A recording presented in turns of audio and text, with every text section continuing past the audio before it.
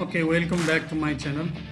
आज चाहिँ मैले तपाईँहरूलाई यो मोडल क्वेसन दिएको मोडल क्वेसनको क्वेसन नम्बर 6 को ए बिएको मोडल क्वेसनको क्वेसन नम्बर 6 को ए जुन चाहिँ 2 मार्कको सोध्छ, लिटरल क्वेसन भनेर भनेको छ।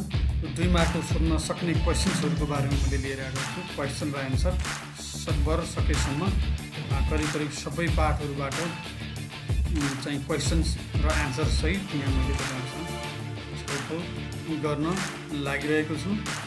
यो बिएको मोडल क्वेसन्स हो।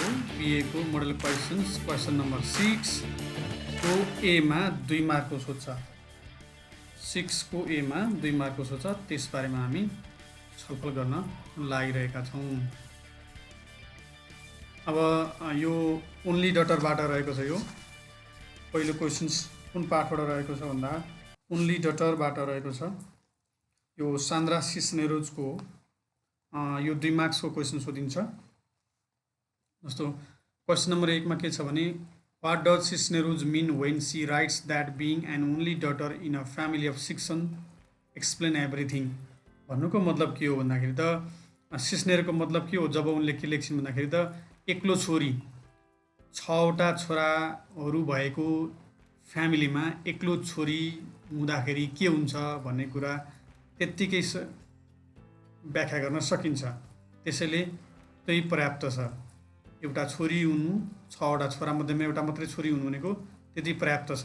उनले यसो के भन्न खोजेकी हुन् भन्दाखेरि she means to say that anyone can imagine how hard it would be being the only daughter in a stereotype family where there are other 6 male members।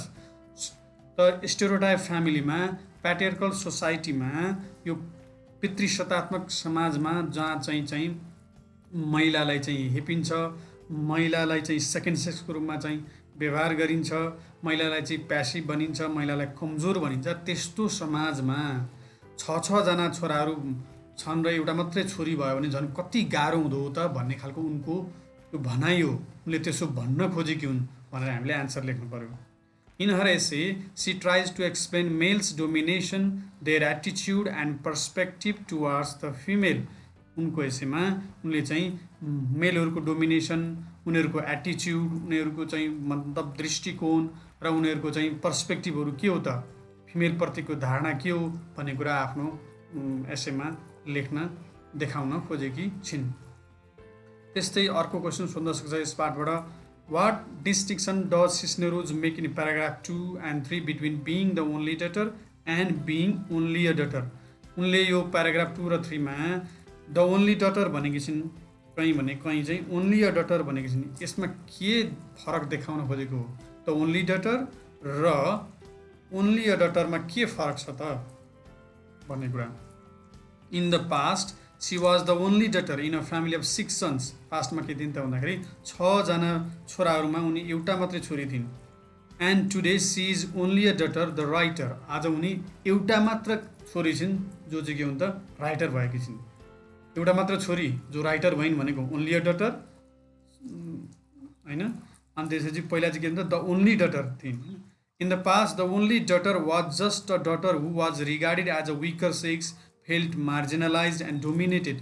पहिला पास्टमा के छिन् त उनी एक मात्र छोरी थिइन्, मात्रै छोरी थिइन्, जसको कारणले गर्दाखेरि उनले चाहिँ एउटा विकर सेक्स, कमजोर महिला अथवा फिमेलको रूपमा चाहिँ उनलाई मानिन्थ्यो।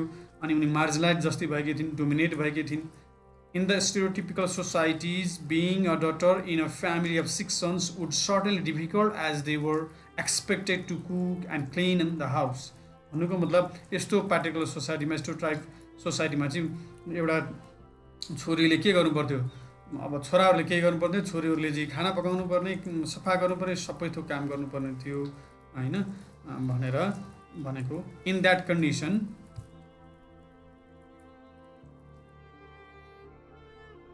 Condition to make an identity as a daughter writer from the only daughter in a family of 6 sons were really tough. मतलब यस्तो कन्डिसनमा चाहिँ अब छोरी मान्छे भएर पनि होइन एक मात्र छोरी भएर पनि 6वटा छोरा मध्येमा एक मात्र छोरी भएर चाहिँ राइटर बन्नु भनेको एकदमै टफ कुरो थियो भनेर उनी भन्छन्। It certainly needs a stronger determination and passion to be successful. अर्को क्वेसन छ, what advantages does Cisneros see in being the only daughter in being only a daughter.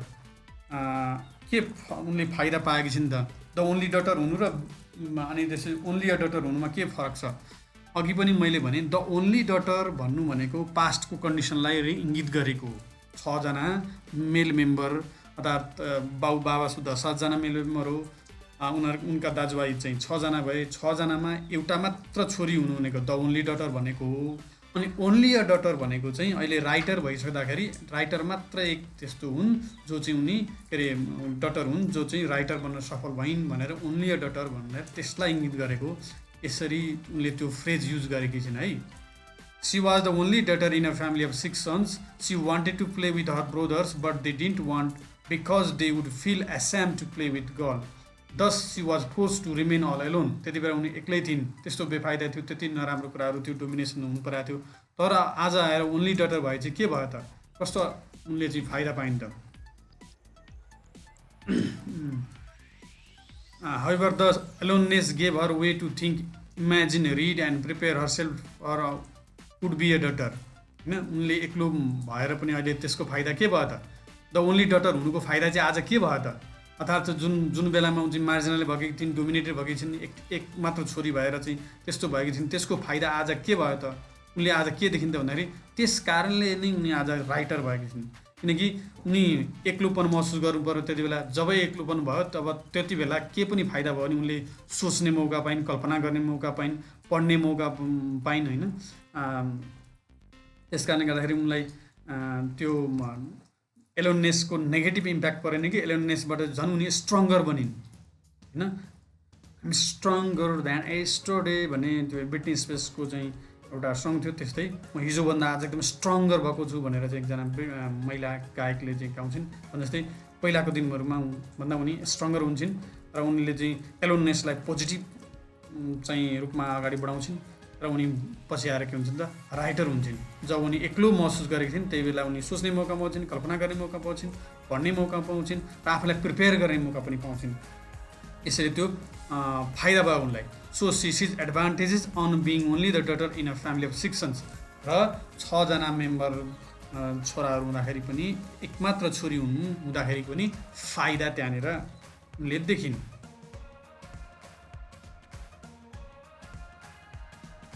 अब अर्को क्वेसन पार्टबाट सोध्न सक्ने भनेको why does her father think she has wasted her education, what is her reaction to his opinion. र यो पनि एकदमै important questions रहेको छ।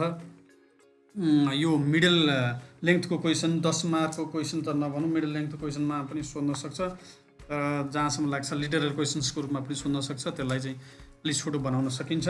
यो क्वेसन्सले के भनेको छ भन्दाखेरि why does her father think she has wasted her education. उनको बुवाले किन त्यो छोरीले गरेको जुन पढेको एजुकेसन छ यो बर्बाद गरी मेरो छोरीले पढेर बेकार गरी भनेर भनिरहेका छन् त? किन भनेका छन्? किन उनले यस्तो रियाक्सन दिए भन्दाखेरि the writer's father is stereotypes who think that college education for a girl is good for finding a husband by herself. उनको बुवाले के सोचेका थिए भन्दाखेरि छोरीलाई कलेज पठाउनु भनेको चाहिँ एउटा त्यसपछि यसो लभ सप पर्छ, यसो केटो खोज्छ, अनि त्यही बिए गर्ने भन्दा अर्को उनको मनसाय नै बिए गर्न सक्ने, छोरीले एउटा बिए गर्न सक्ने एउटा केटा खोज्ने ठाउँ भनेको कलेजको एजुकेसन हो, युनिभर्सिटी हो। बाहेक त्योभन्दा बाहेक केटी मान्छेले केही पनि गर्न सक्दैन, छोरीले केही पनि गर्न सक्दैन भन्ने हुन्छ।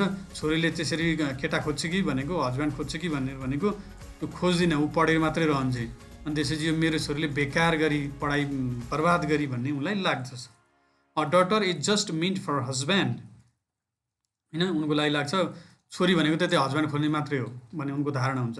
But all of a surprise even after the higher education his daughter still had no husband. तर अचम्मभर हायर स्टेजमा पुग्दाखेरि पनि अझै श्रीमान खोज्दिनँ, केटा खोज्दिनँ, उनलाई त्यो सरप्राइज भयो। So he says she wasted all that education, she miss the chance of finding a husband. किनकि अब अब हायर एजुकेसनमा पढ्दा पनि अब हस्बेन्ड खोज्न सकेन भने त सिद्धि गयो नि, अब कहिले बिहे गर्नु, है बर्बाद भयो भन्ने खालको उनलाई लागेको हुन्छ। यति नै एन्सर दिँदा हुन्छ, योभन्दा पछि एन्सर यो दोस्रो प्याराग्राफ दिन पर्दैन। वाइ इज हर फादर, अर्को क्वेसन्स रहेको छ, why is her father reaction to her story the most wonderful thing that happen to Cisneros that year.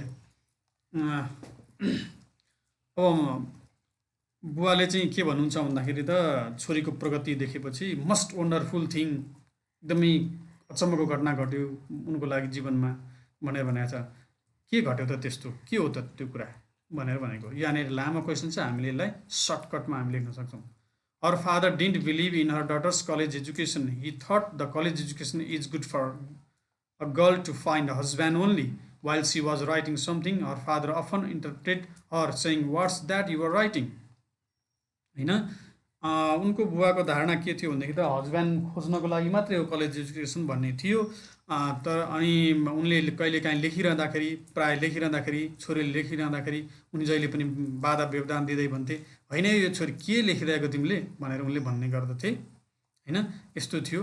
तर लास्टमा गएर उनले के एकदम सफलता हासिल गरिन्, उनले किताब लेखिन् र अनि त्यसपछि सफल भइन्, धेरै कपीहरू बिक्यो त्यो बुकहरू।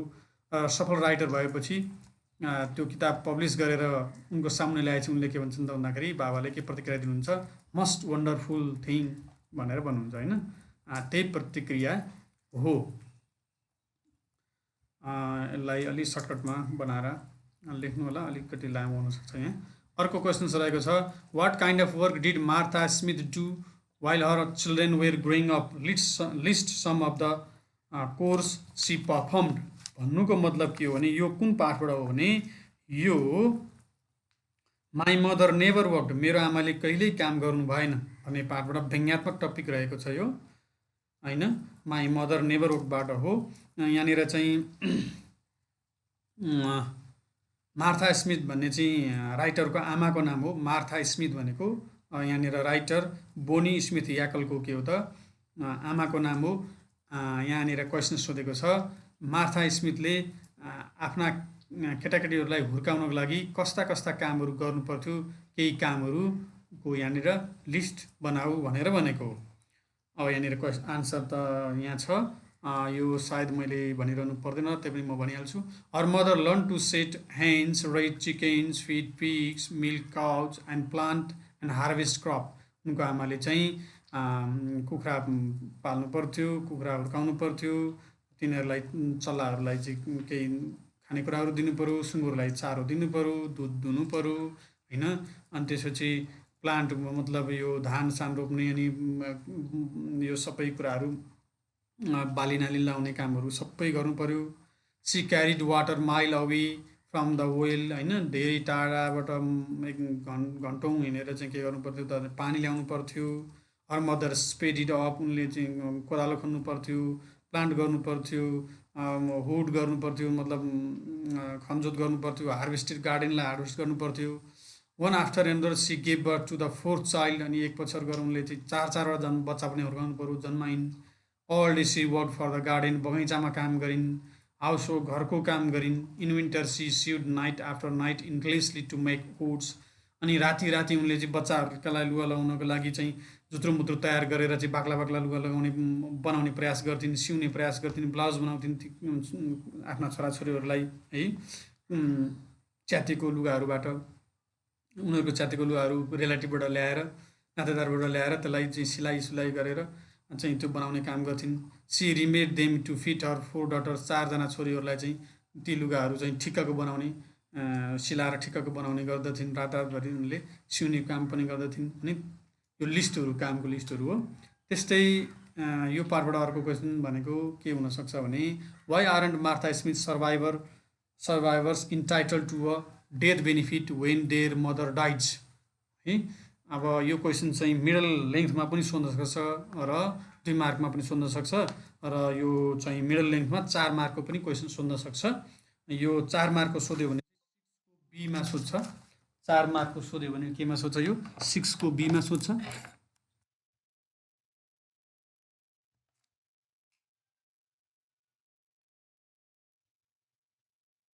4 मार्कको सोध्यो भने के गर्छ त भन्दाखेरि 6 को बीमा सोध्न सक्छ। यो त्यसैले त्यो पनि अलिकति ख्याल गर्नु होला। त यो भनेको मतलब के हो त, क्वेसन्स जहिले पनि बुझ्न पर्छ है, अनि बुझेपछि मात्रै अनि त्यसको एन्सर पढेर फेरि लेख्न सकिन्छ। क्वेसन्स बुझ्यो भने सजिलो हुन्छ। Why aren't Martha Smith survivors? Martha स्मिथको सर्भाइभर्स भनेको उनका छोरीहरू हुन्, उनका छोराछोरीहरू हुन्, चाहिँ सर्भाइभरहरू भए है।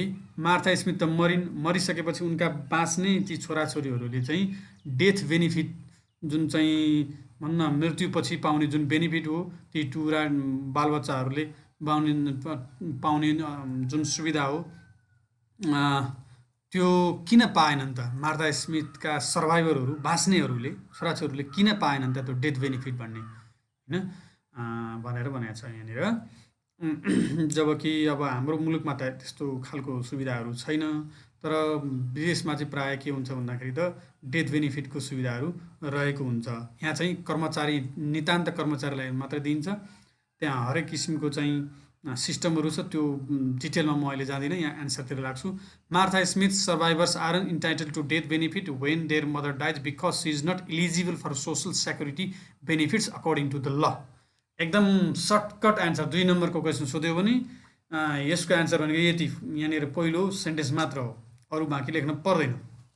1-2वटा सेन्टेन्स थपे पनि केही फरक पर्दैन, नत्र यति भए पुग्छ। मतलब के हो भने मार्था स्मिथका सर्भाइभरहरू भनेको लेखिका र उनका अथवा उनका छोराछोरीहरूलाई सर्भाइभर भनिन्छ। उनीहरू चाहिँ डेथ बेनिफिट उनीहरूले पाउँदैनन्। आफ्नो आमाको मृत्युपछि जुन पाउने चाहिँ टुराहरूले चाहिँ एउटा किसिमको सुविधा हो, मतलब पढाइको लागि भनेर अथवा केहीको लागि भनेर चाहिँ एउटा सुविधा दिइन्छ, एउटा केही चाहिँ फाइनेन्सियल सहयोग गरिन्छ, आर्थिक सहयोग गरिन्छ, त्यो चाहिँ प्राप्त गर्दिनन्। किनभनेदेखि उनी सामाजिक सुरक्षा बेनिफिट्सका अनुसार, कानुनको सामाजिक सुरक्षा बेनिफिट्सका अनुसार उनी त्यो प्राप्त गर्न योग्य छैनन्, अर्थात् कानुनअनुसार उनी त्यो प्राप्त गर्न योग्य भएनन् भन्ने चाहिँ एन्सर, मुख्य एन्सर हो। सठिक ढङ्गमा यही एन्सर हो। अरू भनेको त्यसका डिटेलहरू प्रुभ गर्न ल्याएको हो। अब अर्को क्वेसन छ, how does the government define work? त्यहाँको गभर्मेन्ट अथवा कुनै पनि सरकारले कामलाई कसरी डिफाइन गर्छ? जनरली भनेको हो। कामलाई कसरी डिफाइन गर्छ त भन्दाखेरि कर्मचारी, निजामती कर्मचारी, शिक्षक, राष्ट्रसेवकहरूले गरेको काम चाहिँ काम हो भन्छ। अनि घरमा 10औँ वर्षसम्म, 20औँ वर्षसम्म, 50औँ वर्षसम्म चाहिँ त्यत्रा बच्चाहरूलाई हुर्काउने, खेतीपाती गर्ने, अनि त्यो चाहिँ के काम होइन? त्यो चाहिँ उनलाई हुर्काउने चाहिँ काम होइन। यो गभर्मेन्टले के गर्छ त? त्यो कामलाई रिकग्नाइज गर्दैन, होइन। डेली मान्छेहरूले डेली दैनिक हिसाबमा चाहिँ ज्याला गर्ने काम गरिरहेका छन्, कामदारहरूले काम गरिरहेका छन्, त्यसलाई कामको रूपमा डिफाइन गर्दैन भनेर यहाँ लेखाएको छ है। यो तपाईँहरूले हेर्नु होला। अर्को क्वेसन रहेको छ, how does Lahiri describe her father? What is his most important character trait? अब म यो भन्दै गर्दाखेरि तपाईँहरूलाई के भन्छु भने यहाँ भएको जुन क्वेसनहरू छ यो मोस्टली 2 मार्कको क्वेसनसँग सोध्न सक्ने सम्भावना छ, र प्रोबेबली मलाई जहाँसम्म लाग्छ यहाँबाट मैले यो दिएको चाहिँ भिडियोबाट धेरै क्वेसनहरू यसबाट पढ्ने सम्भावना रहेको छ। धेरै मतलब एउटा क्वेसन त यसमा एक पटकमा एउटा क्वेसन पर्ने हो, यसबाट चाहिँ पर्छ नै भन्ने मैले सोचेको छु। त यहाँ के छ क्वेसनमा, how does Lahiri describe her father? What is his most important character trait? लहरीले आफ्नो बाबालाई कसरी डिस्क्राइब गरेका छन् र उनको क्यारेक्टर ट्रेट के हो, होइन, उनको कस्तो बानी बेहोर छ भनेर भनेको। उनले आफ्नो she describes her father as a methodical man who does every work systematically and accurately. उनको आफ्नो बुवालाई यसरी डिस्क्राइब गर्छन् कि मेरो बुबा चाहिँ यस्तो सिस्टमेटिक तरिकाले काम गर्नुहुन्छ, एक्युरेटली काम गर्नुहुन्छ। उहाँको एकदम एक्युरेट खालको चाहिँ काम गर्ने शैली छ। कति मान्छे चाहिन्छ, कति मान्छेलाई कति खाना चाहिन्छ भन्नेकोमा उहाँको गेस, कति पानी चाहिन्छ, कति के चाहिन्छ, उहाँको गेस एकदमै राम्रो हुन्छ भनेर चाहिँ उनले आफ्नो बाबाको व्याख्या गरेकी छिन्। उनको बाबाले चाहिँ पुलाउ बनाउने धेरै राम्रो स्किल छ भनेर व्याख्या गरेकी छिन्। यसलाई हेर्नु होला, म डिटेलमा अरू होइन। Question number 2, why according to Lahiri would she never try to make pulao? लहरीको अनुसार अर्थात् चाहिँ यहाँ लेखिकाको अनुसार उनले आफूले किन पुलाउ बनाउन सकिनन् त? त्यसको एन्सर यहाँनिर रहेको छ। प्लु बनाउन नसक्ने कारणहरू यहाँ दिएकी छिन्। जस्तो the author says she doesn't know the process of making pulao that her father makes and she would never try to make it because it is her father's dish. उनले चाहेको त बनाउन सक्थिन् होला, तर उनी कहिले पनि त्यो पुलाउ बनाउन चाहेनन्, किनकि यो मेरो बाबाको डिस हो। बाबाको देशमा अधिकार छ, उनको यसमा कपिराइट छ, र उहाँको डिसको जुन त्यो इन्ग्रिडियन्ट्स हुन्छ त्यो हाल्ने तरिका, पकाउने तरिका होइन, त्यसलाई चाहिँ म चोर्न चाहदिनँ, त्यो उहाँकै हो भनेर यसरी सम्मान गरेकी छिन्। अर्को क्वेसन रहेको छ, यो चाहिँ 38 who saw murder didn't call the पुलिसबाट रहेको छ। क्वेसन्स रहेको छ, what does Burn mean when she says that as her eyes adjust to what she is seeing nothing becomes something much more potent which is absence. यो questions यहाँ रहेको छ, तर यो क्वेसन्स 2 मार्कमा सोध्दैन। यसरी चाहिँ गरेको क्वेसन्सहरू मलाई लाग्छ यो नसोध्ला भने जस्तो लाग्छ।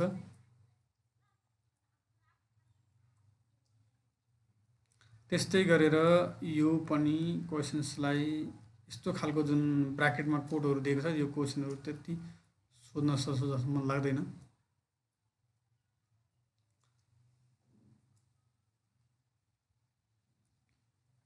यो चाहिँ यो क्वेसन्सहरू रहेको छ ग्राउन्ड जेरोबाट। मैले अघि mistakenly 38 who saw murder didn't call the police भने, क्वेसन्स रहेको छ ग्राउन्ड जेरोबाट।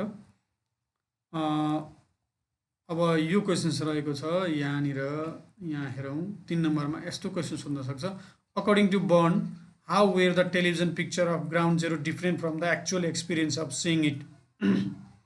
बर्नका अनुसार टेलिभिजनमा देखेको ग्राउन्ड जेरोको पिक्चरभन्दा एक्चुअल एक्सपिरियन्स गएर हेर्दाखेरिको फरकपन के हो, ग्राउन्ड जेरोलाई गएर हेर्दाखेरिको फरक के हो। अब यसको बारेमा डिटेल भिडियो हेर्नलाई त यसको समरीहरू अनि त्यसपछि गएर नेपालीमा समरी, यसमा चाहिँ व्याख्या गरेको भिडियोहरू मैले हालेको छु, त्यसमा तपाईँले हेर्नुहोला। यसको आन्सर चाहिँ यहाँ कुरा गरौँ। The television picture of ground zero only depicted the devastation of the site during and immediately after the attacks. In contrast, Burn's experience of seeing the site only provided a view of the rebuilding of the site and the people that had come to see ground zero. अब टेलिभिजनले देखाउँदाखेरि त त्यो जुन twin tower थियो अमेरिकाको, June world trade centre, त्यो 2टा चाहिँ ध्वस्त भएको कुरा देखाएको थियो पिक्चरमा, त्यही आक्रमण भएको बेलामा होइन, त्यो आतङ्कवादीहरूले आक्रमण भएको बेलामा। तर त्यहाँ गएर हेर्दाखेरिको चाहिँ राइटरले त्यहाँ गएर हेर्दाखेरिको जुन फरक छ, त्यो फरकपन चाहिँ फरक छ, किनभने त्यहाँनिर त्यो साइटलाई फेरि बनाउँदै गरेको छ, त्यहाँ मान्छेहरू आएको चाहिँ व्याख्या विश्लेषण गरेको छ, त्यसैले पिक्चरमा देखाइएको, टेलिभिजनमा देखाइएको जुन ट्विन टावर ध्वस्त भएको कुरा भन्दा त्यहाँ गएर हेर्दाको अनुभव फरक छ भन्ने आन्सर लेख्नु पर्यो। How does the area around ground zero contracts with the site itself, how does Burn react to this contrast, यो पनि सुन्न सक्छ। यसलाई यो क्वेसनको आन्सर हेर्नु होला। त्यस्तै गरी what does Burn mean in her conclusion when she says that with so many visitors coming to see ground zero a form of repopulation is taking place, do you think she is being sarcastic. यहाँ के उनी व्यङ्ग्यात्मक हुन चाहेकी हुन् कि यहाँ के व्यङ्ग्य गर्न चाहेकी हुन् भनेर भनेको छ, व्यङ्ग्य गर्न चाहेकी होइनन् भनेर हामीले यहाँनिर आन्सर ल्याएका छौँ। यसको पुरा राम्रोसँग बुझ्नको लागि यसको नेपालीमा पनि भिडियो छ, इङ्ग्लिस नेपालीमा व्याख्या गरेको भिडियोहरू छ, समरी अङ्ग्रेजीमा पनि ल्याएको छ, नेपालीमा पनि ल्याएको छ, त्यसलाई व्याख्या पनि गरेको छ, त्यसलाई पनि हेर्नु होला। अर्को क्वेसन रहेको छ, according to Roger why are landfills tucked away on the edge of town in otherwise untravelled terrain. यो चाहिँ पाठ रहेको छ द हिडन लाइफ अफ गार्बेजबाट रहेको छ। Roger says that landfills are tucked away on the edge of town in otherwise untravelled terrain, so why people might not ask difficult questions about the site they see. भन्नुको मतलब के हो नि, त्यो सहरबाट अलिकति टाढा राखेको छ त्यो फोहोर फाल्ने ठाउँहरू, किन त्यसरी अलिक टाढा राखेको फोहोर फाल्ने ठाउँहरू भन्दाखेरि मान्छेले नजिकै साइटबाट नदेखुन्, साइटबाट देखेपछि के हुन्छ भन्दाखेरि त्यो फोहोरको बारेमा मान्छेले विभिन्न विश्लेषण गर्छन्, विभिन्न प्रश्न उठाउँछन् र अप्ठ्यारो पर्न सक्छ भन्ने कारणले गर्दाखेरि सहरको पुछारमा अलि टाढा चाहिँ मान्छेले नदेख्ने ठाउँमा चाहिँ त्यो फोहोर फाल्ने ठाउँहरू राखेको हो भन्ने कुराको आन्सर लेख्नुपर्छ। अर्को क्वेसन रहेको छ, वाइ डज रोगर think that the grows landfill is aptly named. त्यो ग्रोज ल्यान्डफिलको नाम चाहिँ एकदमै सुहाउँदो राखेको छ, कसरी भनेको Rogers believes grows is aptly named because it is a mega field and it is continuously growing. अब यो ठाउँको त्यो ठाउँको भनौँ न नाम चाहिँ ग्रोज किन राख्यो त भन्दाखेरि यो एकदम सुहाउँदो छ, किनभने त्यो फोहोर लगेर फालेर राख्ने ठाउँ ठुलो ठुलो ठुलो धेरै ठुलो हुँदैछ, मेगा फिल हुँदैछ, त्यहाँनिर त्यो फोहोर फालेको ठाउँ बढ्दैछ होइन, फोहोर फाल्ने ठाउँ थुप्रो जुन हो फोहोरको थुप्रो बढ्दैछ, त्यसैले यो ठाउँको नाम ग्रोज राख्नु बडो राम्रो हो, सुहाउँदो हो, कायदा हो भनेर चाहिँ लेखिकाले भनेकी छिन्, लेखक अथवा लेखिकाले भनेकी छिन्। त्यस्तै गरेर what are the dangers of the new state of the art landfills. त्यहाँको डेन्जर के हो त ल्यान्डफिल्ड्सको भनेर यहाँ भनेको छ, the danger of the new state of the art landfill are that if any toxic waste seeps into the nearby water line the result could be terrible. भन्नुको मतलब के हो भने त्यहाँनिर के खतरा छ भने त्यो फोहोर फालेको ठाउँबाट त्यहाँबाट सिपेज भएर चुहिएर चाहिँ त्यो पाइपलाइनमा पऱ्यो भने, खानेपानीमा पऱ्यो भने अथवा कुनै चाहिँ त्यस्तो लाइनमा पऱ्यो भने के हुन्छ त एकदमै त्यसले नराम्रो असर दिन्छ भनेर भनेको। According to Roger what is the repressed question that is not being asked. Repressed question के हो, जुन चाहिँ सोध्न सकिँदैन, उनको विचारमा के हो भनेर यो जुन कोट गरेको छ त्यो पाठमा राखिएको चाहिँ कोट गरेको टेक्स्ट जस्ताको जस्तो लेखेको। According to Roger the repressed question is what if we didn't have so much trash to get rid of. What if we didn't have so much trash garbage to get rid of. हामीहरूलाई त्यो garbage, त्यति धेरै garbage नहुने भने के हुन्थ्यो होला होइन, अथवा चाहिँ what if we didn't have so much trash होइन, गार्बेजहरू, ट्रास भनेको गार्बेजहरू त्यति धेरै नभएको भए त्यसबाट मुक्ति पाउन हामी के गर्थ्यौँ होला भनेर भनेको। त्यस्तै what does Cox think is wrong with air conditioning. यो एकदमै इम्पोर्टेन्ट क्वेसन छ। एयर कन्डिसनको बारेमा चाहिँ के रङ छ त, एसी भनेको सबैलाई थाहा छँदैछ, गर्मीमा चाहिँ गर्मी नहुने, जाडोमा जाडो फिल नहुने त्यो मेसिनलाई के भन्छन्, एसी भनिन्छ। एसीको नराम्रो पक्ष के हो त, कक्सले के भनेकी छिन् राइटरले भन्दा, Cox says air conditioning has negative impacts. First it damages the favourite temperature and increases electricity bills. पहिलो कुरो त यसले फेभरेट टेम्परेचरलाई ड्यामेज गर्छ, हाम्रो जुन एडजस्ट हुनुपर्ने गुण हो, हाम्रो गर्मीमा पनि एडजस्ट हुन सक्ने क्षमता गुण हो त्यो हराउँदै जान्छ, जाडोमा पनि एडजस्ट हुन सक्ने क्षमता जुन गुण हो हामीमा हुने नेचर त्यो हराउँदै जान्छ। अनि हुन चाहिँ के हुन्छ, इलेक्ट्रिसिटीको बिल बढ्छ भनेपछि पैसा बढी लाग्छ, तिर्नु पर्यो। It emits green house gases. यसले गर्दाखेरि ग्रिन हाउस ग्यास पनि के गर्छ त, बढी निकाल्छ, विच रेजेस ग्लोबल टेम्परेचर, जसले गर्दाखेरि ग्लोबल रूपमा के हुन्छ त, तापक्रम बढ्दछ। And again you need more air conditioning. अनि झन् एयर कन्डिसनिङ झन् बढ्दै जान्छ त्यो, किनकि टेम्परेचर बढ्दै गएपछि के हुन्छ, झन् एयर कन्डिसनको बढाउनु पर्ने हुन्छ, सबैले एयर कन्डिसन राख्न थाल्नुपर्ने हुन्छ। That's why air conditioning has long term negative effects to the earth. त्यसैले अर्थमा चाहिँ यसको लामो समयमा नेगेटिभ इफेक्ट चाहिँ धेरै छ भनेर उनले लेखेकी छिन्। अब यो क्वेसन्स अर्को रहेको छ, यो लङ मिडल लेन्थको क्वेसनमा सोध्न सक्छ। मिडल लेन्थको क्वेसनमा सोध्यो भने यसलाई चाहिँ 4 मार्क अथवा 10 मार्कमा सोध्न सक्छ। मिडल लेन्थको क्वेसनमा सोध्यो भने यसलाई 10 मार्कको क्वेसनको रूपमा सोध्न सक्छ। यस्तो क्वेसन्सहरूलाई, यो 2 नम्बरको क्वेसन्सलाई। According to Cox what would be the result of a largely AC free Washington.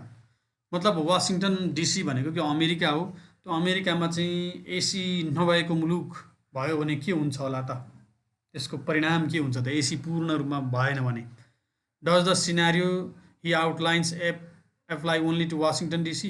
के उनले वासिङटन डिसी अमेरिकाको लागि मात्रै को लागि चाहिँ भनेकी हुन् त एसी राख्नु हुँदैन भनेर, अथवा अर्बन एरियालाई भनेकी हुन् होइन, सहरी एरियालाई भनेकी हुन्, अथवा does it apply to other parts of the country as well.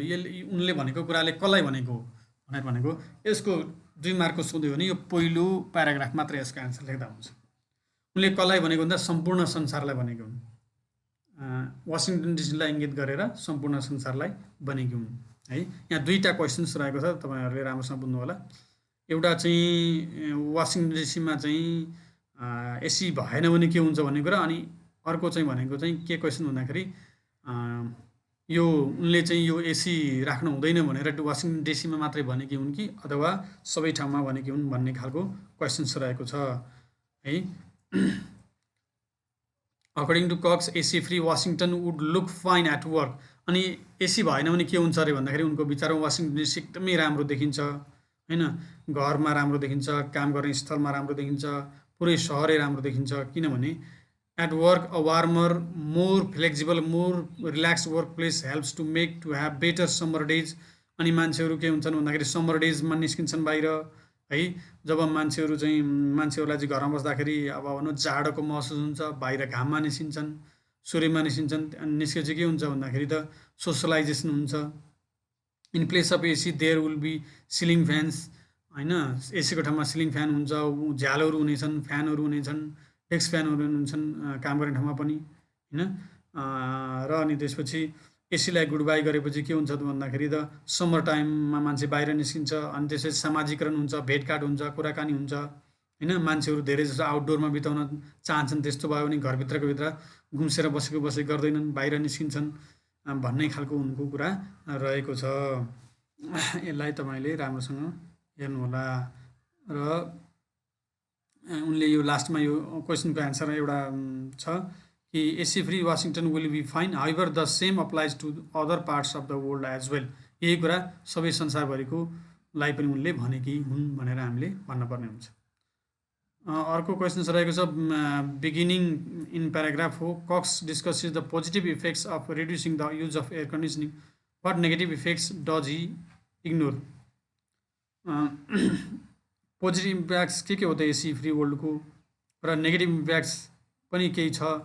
उनले नेगेटिभ इम्प्याक्टलाई इग्नोर गर्न खोजेको हुन्। What negative effects does he ignore, के नेगेटिभ इफेक्टलाई उनले इग्नोर गरेका छन् भनेको he has raised ignores to exemplify. He ignores to account the negative impact of greenhouse effect, global temperature and public health by the cause of AC. AC ले चाहिँ public हेल्थलाई अप्ठ्यारो पार्छ, ग्लोबल टेम्परेचरमा बढाउँछ, ग्रिन हाउस इफेक्टलाई प्रभाव पार्छ भन्ने चाहिँ त्यसको नेगेटिभ के हो त इक्जाम्पलहरू भयो।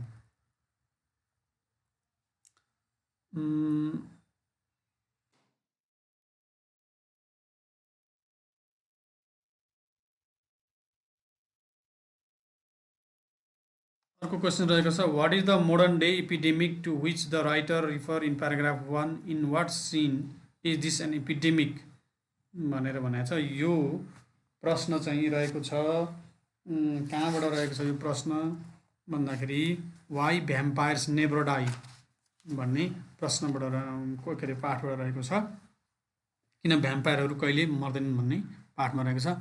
The modern day epidemic refers to the spreading interest of vampire movies novels stories. It is epidemic in a sense that vampiric stories are popular and spreading everywhere. मतलब अहिले आजभोलि आएर यस्तो भ्याम्पायरिक जुन मुभीहरू बनेको छ, नोभलहरू, स्टोरीहरू बनेको छ, यो एकदमै पपुलर हुँदै गइरहेको छ हैन। यो भ्याम्पायर सम्बन्धी चाहिँ तपाईहरुले मुभी हेर्दाखेरि पनि थाहा हुन्छ। भ्याम्पायरको द अवतार भन्ने सायद एउटा चाहिँ हलिउडको मुभी थियो। त्यस्तै गरी एउटा इक्जाम्पलको लागि र यो चाहिँ के भइरहेछ पपुलर भइराखेको छ र पपुलर भएपछि इपिडेमिकको रूपमा के एपिडेमिक भनेको त अब महामारी हो, यसमा यो अर्थमा महामारी हो, तर यहाँनिर महामारी को अर्थलाई यहाँ पोजिटिभ भनेर लेखेको छ। महामारीको अर्थ यो हो कि एकदमै पपुलर हुँदैछ, यो जताततै आउँदैछ, उपन्यासमा पनि आउँदैछ, कथामा पनि आउँदैछ, मुभीमा पनि भ्याम्पायर भएको कथावस्तु लिएर आउँदैछ जताततै भन्ने खालको कुरा गरेको। अर्को प्रश्न रहेको छ who are the two great monster of the modern age, what two branches of vampire fiction do the writers identify. भन्नुको मतलब के हो भने मोडर्न एजमा आएर दुईटा ग्रेट मोनस्टरहरू के हुन् त, र फिक्सनमा चाहिँ कुन branch what 2 branches of vampire fiction, vampire फिक्सनका कुन 2टा ब्रान्चेसहरू बारेमा राइटरले यहाँ कुरा गरेका छन्। त Mary Godwin Shelley and John William Polidori are the 2 great writers who gave birth to great monster of the modern age. आजको जमानामा जहाँ जुन चाहिँ अब मोनस्टर भएको चाहिँ दैत्य राक्षस अथवा चाहिँ भ्याम्पायर भएको चाहिँ जुन फिल्म देखाइन्छ, जुन मुभी देखाइन्छ, उपन्यासमा लेखिन्छ, कथा हालिन्छ, कथा लेखिन्छ, त्यसको चाहिँ स्रोत पहिलो स्रोत को हुन् भन्दा मैरी गोडविन शेली हुन् र जोन विलियम पोडोरी हुन्, जसले चाहिँ ती 2टा ग्रेट राइटर हुन् जसले चाहिँ ती कथावस्तु भएका भ्याम्पायर भएका फिक्सनहरू लेखेका छन्। They gave birth to the 2 main branches of vampire fiction, one with the vampire as romantic hero. 2 प्रकारको भ्याम्पायर भएको कथावस्तु उनीहरूले चाहिँ आफ्नो किताबमा दिए।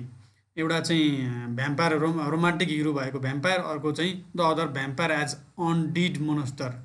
अनडेड मोनस्टर, अनडेड भनेको कहिल्यै नमर्ने मोनस्टर, त्यसलाई छतविछत बनाए पनि फेरि टाक्रा टुक्री जम्मा अङ्गहरू जम्मा भएर फेरि त्यो मोनस्टर हुने चाहिँ 2.0 भन्ने समथिङ एउटा फिल्म छ, त्यो पनि त्यस्तै छ, भ्याम्पायरकै जस्तो। सबै चाहिँ हिरोले त्यसलाई छेदविछेद बनाउँदा पनि के हुन्छ त भन्दाखेरि त्यो फेरि अङ्गहरू सबै जोडिएर फेरि बन्छ अनडेड मोनस्टर। मतलब त्यो कहिल्यै नमर्ने मोनस्टर, 2 खालको मोनस्टर भएको कथावस्तु जुन 2टा ब्रान्च छ, 2टा फिक्सनको भ्याम्पायर फिक्सनको जुन ब्रान्च छ त्यसको जन्म दिने पहिलो स्रोत चाहिँ मैरी गोडविन शेली र विलियम पोडोरीलाई जान्छ। त्यस्तै what are the origin of the vampire, भ्याम्पायरको ओरिजिन के हो भन्दा the myth are the origin of the original vampire. वास्तवमा ओरिजिनल रूपमा भ्याम्पायरको त्यो दैत्य राक्षस जस्तो कथा भएको भ्याम्पायरको कथा भएको चाहिँ त्यसको उत्पत्ति चाहिँ कहाँबाट भयो भन्दाखेरि भ्याम्पायरको उत्पत्ति अहिले हेर्दा बुक्स र मुभिजहरूमा देखिन्छ, त्यसको वास्तविक उत्पत्ति चाहिँ कहाँ भएको हो त भन्दाखेरि पुराणहरूमा हो। त्यहाँनिर दैत्यहरू थिएनन् त, थिए नि त, कस्ता दैत्यहरू थिए, एकदमै नमर्ने दैत्यहरू थिए नि त, हो ती दैत्यहरूका कथाहरूबाट नै त्यसको उत्पत्ति भएको भनेर भनिन्छ, मानिन्छ भनेर चाहिँ मान्नुपर्छ भनेर चाहिँ यहाँ राइटरले भन्छन्।